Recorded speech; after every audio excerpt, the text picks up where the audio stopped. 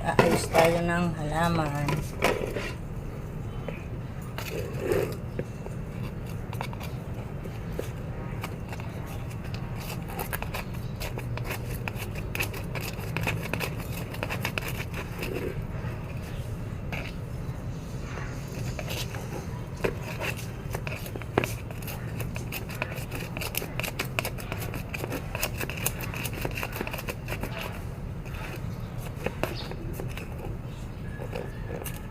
Kasi pag naninigas ang lupa, wala nang sustansya ang halaman.